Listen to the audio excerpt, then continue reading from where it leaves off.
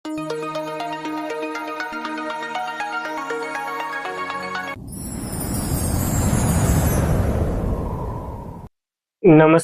ગુજરાતના અધિકારી મિત્રો, આજે આપણે 19 મે 2026 નું મોસ્ટ ઇમ્પોર્ટન્ટ કરંટ અફેર સાથે સાથે જીકે અને જીએસ વિશે ચર્ચા કરવાના છે.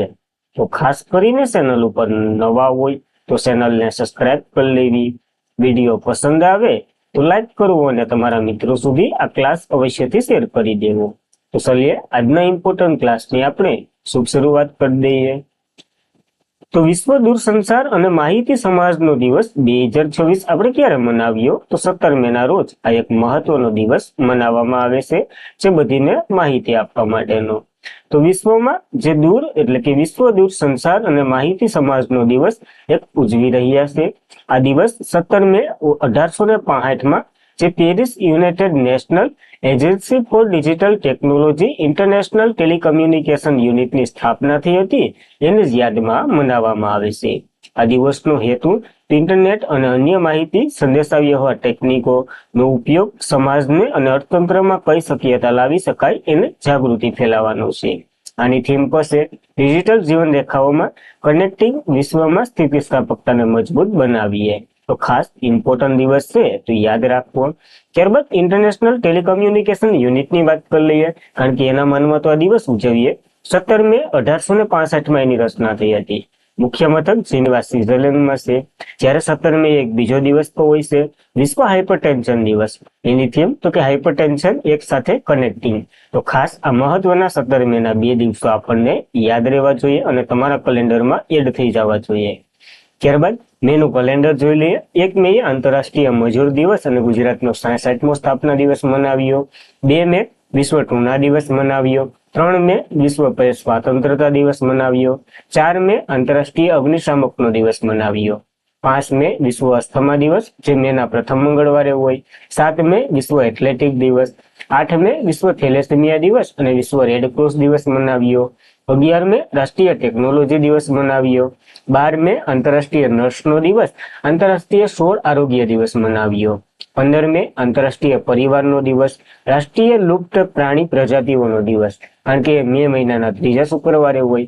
15 મે તો કે રાષ્ટ્રીય ડેન્ગ્યુ દિવસ આપણે મનાવી ચૂક્યા છીએ. આ મહત્વના મે મહિનાના દિવસો આપણને મોઢે પડકડાટ હોવા જોઈએ. ત્યારબાદ ભારતનો પહેલો સેટેલાઇટ ટેગ કરેલો ગંગા સોફ્ટ સેલ કાચબો ક્યાં છોડવામાં આવ્યો છે? તો આસામના કાઝીરંગા નેશનલ પાર્કમાં છોડવામાં આવ્યો છે. હવે શા માટે આમાં ટેગ લગાડીને મોકલ્યો છે? તો કે આ લુપ્ત પ્રાણીમાં એક આવે છે, એટલે કે મીઠા પાણીનો આ લુપ્ત પ્રાય પ્રાણીમાંનો એક છે. એટલા માટે એને ટેગ લગાડી અને મોકલ્યો છે જંગલમાં. હવે કેવી રીતના એ અનુકૂળ કરે એ બધી નોટિસ કરવાનું છે. તો ભારતનો પ્રથમ સેટેલાઇટ ટેગ કરેલો ગંગા સોફ્ટ સેટ ટનલ, જેને નીલસ્ટોંગિંગ ગેંગસ્ટિકા કહેવામાં આવે છે, એક લુપ્ત મીઠા પાણીનું સરીસૃપ થશે. આસામના કાઝીરંગા રાષ્ટ્રીય ઉદ્યાન અને વાઘ અનામતમાં એટલે કે અભયારણ્યમાં છોડવામાં આવ્યો છે. અને લુપ્ત પ્રાણી પ્રજાતિ દિવસના દિવસે જ આ મહત્વનું ઘટના આપણે જોઈ છે. ગંગા સોફ્ટ સેલ ટનલ એ મીઠા પાણીનો કાચબો છે, જે નદી, તળાવ અને તળાવોમાં રહે છે. તે ખાસ ઓળખ એના માથા ઉપર એક ત્રિશુલ જેવું નિશાન હોય એ છે. આ કાચબો મોટો અને ઘણા વર્ષ સુધી જીવી શકે છે. ભારતમાં ઘણી જગ્યાએ જોવા મળે છે. આ છતાં તેની સંખ્યા ઘટી રહી છે અને તેથી જ એ ભયંકર ઓલી લિસ્ટમાં મુકાયેલો છે. હવે સેટેલાઇટ ટેગ લગાડવાથી શું થાય? તો વૈજ્ઞાનિકો કાચબાની શરીર સાથે નાનું ટ્રેકિંગ ડિવાઇસ જોડી લીધું છે. આ ઉપકરણ ઉપગ્રહ દ્વારા માહિતી મોકલશે. આનો અર્થ એ થાય કે હવે કાચબો સ્થાન અને જીવનશૈલી પર સતત નજર રાખી શકશે વિજ્ઞાન, અને નોટિસ કરી શકશે સંખ્યા ઘટવાનું કારણ. તો મહત્વનું છે, તો આપણને યાદ રાખવું, કારણ કે પહેલી વખત આવું થયું છે તો ઇમ્પોર્ટન્ટ બને છે. ત્યારબાદ ઇમ્પોર્ટન્ટ પ્રશ્ન છે, તાઇવાનનો સૌથી મોટી ખાનગી બેંક સીટીબીસી બેંક એ કયા રાજ્યના એક નવું યુનિટ ખોલવા જઈ રહ્યું છે? તો ગુજરાતની ગિફ્ટ સિટીમાં આ યુનિટ સ્થાપવાને અહીંયા અરજી મોકલી છે.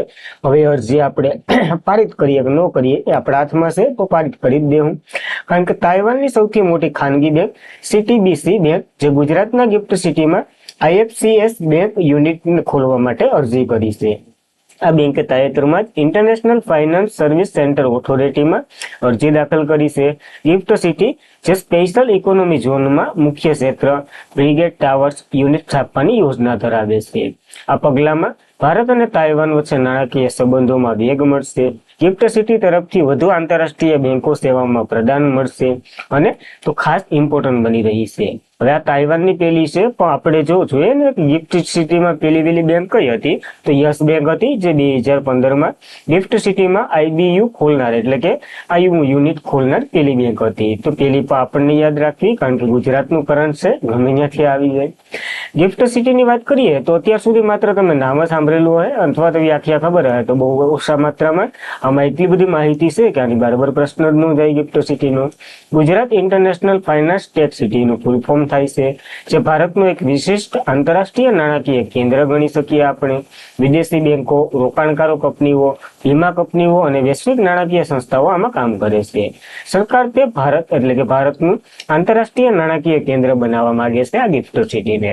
અને ભારત અને તાઇવાનને હમણાં જે ગુજરાતના સાણંદ થી ધોલેરા એ બંને સ્થળોએ સ્પેશિયલ ઇન્વેસ્ટમેન્ટ રિજિયન એટલે કે SIR માં સમર્પિત ઔદ્યોગિક પાર્ક વિકસાવવા માટે કરાર અથવા તો MOU કર્યા હતા. ત્યારે તો આપણે જોયું હતું, તાઇવાન આવ્યું એટલે પાછું રિવિઝન કરી દઈએ, કારણ કે તમને ભૂલાય બહુ જાય. તાઇવાનની વાત કરીએ, કેપિટલ તાઇપેડ, ચલણ $9 છે, રાષ્ટ્રપતિ તો કે તાઇસિંગ તે છે. તો ખાસ આ બેઝિક માહિતી પણ આપણને યાદ રહેવી જોઈએ. ત્યારબાદ કયા રાજ્યની કેબિનેટે સમાન નાગરિક સંહિતા બિલને ડ્રાફ્ટને મંજૂરી આપી દીધી છે? તો ઇમ્પોર્ટન્ટ બનવા જઈ રહ્યું છે આસામ, કારણ કે ત્રીજું રાજ્ય બનવા જઈ રહ્યું છે જે UCC એટલે કે યુનિફોર્મ સિવિલ કોડ લાગુ કરવા જઈ રહ્યું છે. પેલું તો કે ઉત્તરાખંડ હતું, બીજું ગુજરાત બન્યું અને ત્રીજું આસામ બનવા જઈ રહ્યું છે. આસામની કેબિનેટે મુખ્યમંત્રી હિમંત બિસ્વ શર્માના બીજા કાર્યકાળની પહેલ બેઠકમાં યુનિફોર્મ સિવિલ કોડ બિલ ડ્રાફ્ટને મંજૂરી આપી દીધી. આપણને ખબર છે આસામમાં વિધાનસભાની ચૂંટણી હતી, પાછી હિમંત બિસ્વ શર્મા વાળી જે સરકાર હતી એ જ આવી છે.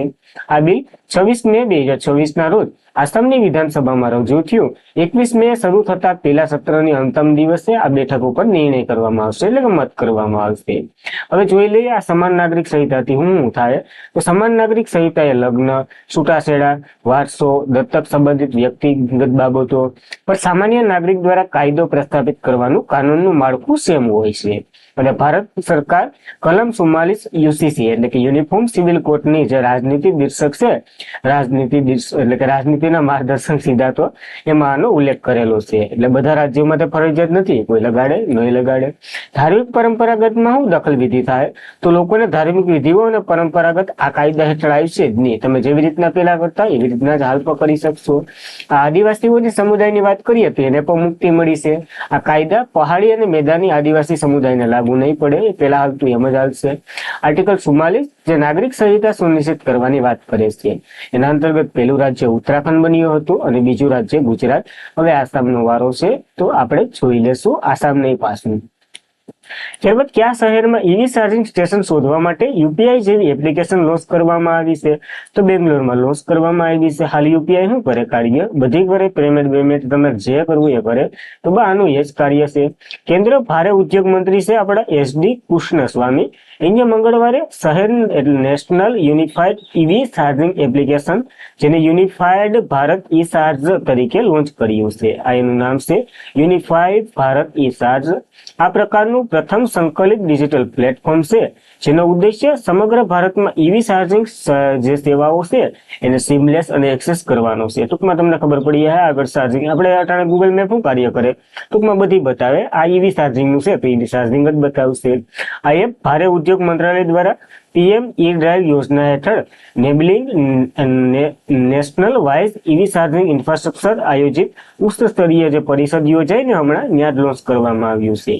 અને બનાવનારની વાત કરીએ, NBSL અને ભારત હેવી ઇલેક્ટ્રિક લિમિટેડ વચ્ચે સહયોગથી આને સ્થાપવામાં આવ્યું છે. તો ખાસ મહત્વનું બની રહ્યું છે. હાલ બેંગ્લોર પૂરતી છે, આખા ભારતમાં આવવાનું છે ધીરે ધીરે. ત્યારબાદ તાજેતરમાં જે પ્રોજેક્ટ સમકક્ષ કોણે શરૂ કર્યો છે? તો નેશનલ હાઈવે ઓથોરિટી ઓફ ઇન્ડિયાએ શરૂ કર્યો છે.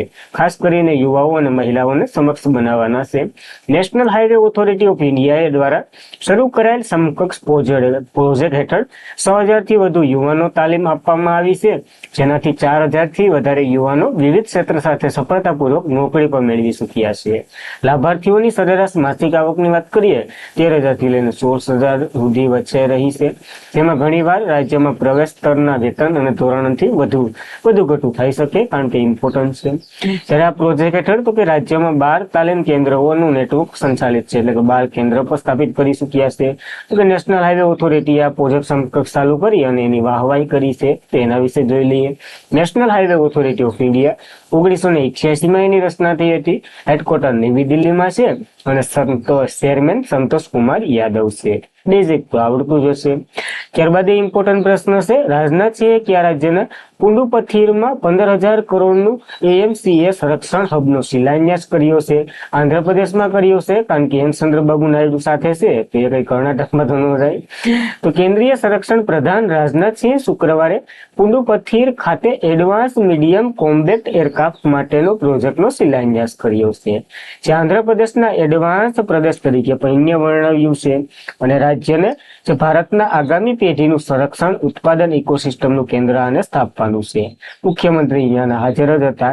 આ સિંહે તો કે સંરક્ષણ સંશોધન વિકાસ સંગઠન એટલે કે DRDO હેઠળ એન્ડ્રોઇડ ડેવલપમેન્ટ એજન્સી દ્વારા વિકસાવવામાં આવેલ AMCA પહેલ જે ભારતીય સંરક્ષણ યાત્રામાં એક સીમાસીન રૂપ છે, કારણ કે 15,000 કરોડ ફાળવ્યા છે. આ પ્રોજેક્ટ 5મી પેઢીનું સ્ટીલ ફાઇટર એટલે જે રડારના સંપર્કમાં ન આવે એને સ્ટીલ ફાઇટર કહેવાય. અદ્યતન ફાઇટર પરીક્ષણનું પ્રણાલીને વિકસવા પર આનું ધ્યાન કેન્દ્રિત કરવામાં આવશે. એ સાથે જ સિંહે તો કે ભારત ડાયનેમિક લિમિટેડ SFCL અને અગ્નિયાત્રી અને અનેક ડ્રોન ટેકનોલોજી કંપનીઓ સાથે પ્રોજેક્ટ પર લોન્ચ કર્યા છે, એટલે કરાર કર્યા છે. ભારત ડાયનેમિક લિમિટેડની વાત કરીએ તો એના પર 480 કરોડ સાથે જ સ્વાયત્તી પાણી અંદર સિસ્ટમ એટલે કે ટોપિંગ માટેની સુવિધાને સ્થાપિત કરશે. જ્યારે SFCL જે 1294 કરોડના ખર્ચ સાથે જ ઇલેક્ટ્રોનિક ફ્યુલનું પણ ઉત્પાદન કરવાનું છે. તો ઘણા બધા પ્રોજેક્ટ છે, એમાં આંધ્રપ્રદેશનો એક મહત્વનો છે, તો એ તો યાદ રહેવું જ જોઈએ આપણને. ત્યારબાદ કઈ રાજ્ય સરકારે કઠોળતા લક્ષ્યોને આગળ ધપાવવા માટે મેરા ભારત મેરા યોગદાન શરૂ કર્યું છે? તો દિલ્હી સરકારે મોદીજીની વાત જરાક આમ દિલથી લઈ લીધી અને ચાલુ કરી દીધું છે અને અપનાવવા જેવું પડશે. પ્રધાનમંત્રી મોદીએ સંસાધન સંરક્ષણ માટે રાષ્ટ્રીય આહ્વાન પ્રભાવમાં દિલ્હી સરકારે આવતીકાલથી જ મેરા ભારત મેરા યોગદાન એટલે મારું ભારત મારું યોગદાન અભિયાન શરૂ કરવા માટે તૈયાર છે. આ ઝુંબેશ શહેરમાં જે કાર્ય પદ્ધતિમાં ઘણા માળખાગત ફેરફારો રજૂ કર્યા છે, જેમાં સરકાર કાર્બન ફ્યુલ સંચાલિત ખર્ચ ઘટાડવા પર ધ્યાન કેન્દ્રિત કર્યું છે. ટૂંકમાં પેટ્રોલ અને ટ્રાફિક ઓછું કરવું. એનાથી શું થાય તો કે સરકારી કચેરીમાં 2 દિવસ ઘરે કામ કરવાનું, 1 દિવસ આવવાનું. ખાનગી કંપની હોય આવું અપનાવી શકે, અપનાવવું હોય તો સોમવારે મેટ્રો મંડે એટલે કે મેટ્રોથી બધી કર્મચારીઓ સરકારી હોય પ્રાઇવેટ હોય એને આવવાનું. લોકો અઠવાડિયામાં ઓછામાં ઓછા એકવાર પોતાનું વાહન બંધ રાખે એવી સરકાર. તો કે સરકારી બેઠકો અડધા ભાગની ઓનલાઈન હશે. મંત્રીઓ અને અધિકારીઓ આગામી વર્ષમાં વિદેશી ક્યાંય નહીં જાય. ટૂંકમાં સરકારી આગામી 6 મહિના સુધી પેટ્રોલ અને ડીઝલ CNG નો વાહનનો ખર્ચ ઘટાડશે અને નવા વાહનો એડ નહીં કરે. વીજળીમાં તો કે સરકારી કચેરી AC નું તાપમાન 24 થી 26 ડિગ્રી સેલ્સિયસ જ રાખવાની જરૂર રહેશે. વીજળી અને ટ્રાફિક બંને ઘટશે. સમયમાં ફેરફાર થશે. જાહેર પરિવહનને પ્રોત્સાહન મળશે. વોકલ ફોર લોકલ એટલે ભારતીય વસ્તુઓને ખરીદશે. શાળા અને કોલેજ કોર્ટમાં પણ અપીલ કરી શકાશે, એટલે કે મુસાફરી ઓછી થશે. આ ઝુંબેશ તો કે લોકો ઓછા ઈંધણમાં વધારે ઉપયોગ કરી અને પોતાનું કામ ન રોકે, વીજળી બચાવવું, વધુ મેટ્રો બસોનો ઉપયોગ કરવો, ભારતીય વસ્તુ ખરીદવા અને દેશની અર્થવ્યવસ્થાને મજબૂત બનાવવાનું છે. તો બધા પોઈન્ટો એક ઇમ્પોર્ટન્ટ છે. ખાલી નામ પોઈન્ટો ન યાદ રહે તો તમે તમારી રીતના ઉદાહરણ તો આપી શકશો, તો બધી વસ્તુ ન કરે. ત્યારબાદ સ્ટીલ ઓથોરિટી ઓફ ઇન્ડિયા લિમિટેડના નવા CMD કોણ બન્યા છે? અશોક કુમાર બન્યા છે. ખાસ ઇમ્પોર્ટન્ટ છે, યાદ રાખવા. Doctor Ashok Kumar Pandey steel authority of India લિમિટેડના નવા ચેરમેન અને મેનેજિંગ ડિરેક્ટર તરીકેનો કાર્યભાર સંભાળ્યો છે. વનલાઇનર યાદ રાખો. છેલ્લી વાત કરીએ, steel authority of India limited જે ભારતની સૌથી મોટી સ્ટીલ ઉત્પાદન ક્ષેત્રની સાહસોમાંનું એટલે કે કંપનીમાંની એક છે. મહારત્ન કંપની છે. પહેલા હિન્દુસ્તાન સ્ટીલ લિમિટેડ તરીકે ઓળખાતું હતું, પછી આને એનું નામ મળી ગયું. આની સ્થાપના 1973માં થઈ હતી. હેડક્વાર્ટર નવી દિલ્હીમાં છે. મુખ્ય પ્લાન્ટોની વાત કરીએ તો ભિલાઈમાં, રાઉરકેલામાં, દુર્ગાપુર, બોકારો, બર્નીપુર વગેરે મોટા પ્લાનો છે. તો ખાસ મહત્વની કંપની છે, તો આપણને યાદ રહેવી જોઈએ. અને આજના માટે એટલું જ હતું. ખાસ કરીને મિત્રો, વિડીયો પસંદ આવ્યો હોય તો લાઈક કરો, તમારા મિત્રોને શેર કરો. ચેનલ ઉપર નવા હોય તો અવશ્યથી સબસ્ક્રાઇબ કરો. ચલો કાલનું રિવિઝન કરી લઈએ હવે. રાષ્ટ્રીય ડેન્ગ્યુ દિવસ 2026 તો કે આપણે 16 મે મનાવી ચૂક્યા છે ડેન્ગ્યુ વિશે જાગૃતિ માટે. ભારત ઓમાનથી કયા રાજ્ય સુધી 40,000 કરોડ સબસી ગેસ પાઇપલાઇન બનાવવાની યોજના ધરાવે છે? ગુજરાતમાં પુગાડશે ઓમાનથી. કયા દેશે 2026 થી 28 માટે કોમન ક્રાઇટેરિયા ડેવલપમેન્ટ બોર્ડના અધ્યક્ષ તરીકે નામાંકિત કરવામાં આવ્યું છે? ભારતને નામાંકિત કરવામાં આવ્યું છે. ઇમ્પોર્ટન્ટ છે. કયા રાજ્યએ કેન્દ્ર એટલે કે કયા રાજ્યમાં કેન્દ્રએ ભારતનો પ્રથમ સેમી હાઈ રેલ પ્રોજેક્ટને મંજૂરી આપી છે? ગુજરાતનો આ પ્રોજેક્ટ છે જે ધોલેરા અને અમદાવાદને જોડશે. કઈ આઈઆઈટીએ કાર્બન કેપ્ચર સ્ટોરેજ રિસર્ચ જે ફેસિલિટીનું અનાવરણ કર્યું છે? આઈઆઈટી બોમ્બેએ કર્યું છે. મહત્વનું છે. સીબીઆઈ ડિરેક્ટર કોણ છે જેનો કાર્યકાળ 1 વર્ષ લંબાવ્યો છે? પ્રવીણ કુમાર સૂદ છે. તો આપણને યાદ રાખવાના. તાજેતરમાં જ ભારતની પ્રથમ હાઇડ્રોજન સંચાલિત શટલ બસ સેવા ક્યાં શરૂ થઈ છે? નવી દિલ્હીમાં શરૂ થઈ. ઇમ્પોર્ટન્ટ છે આપણને.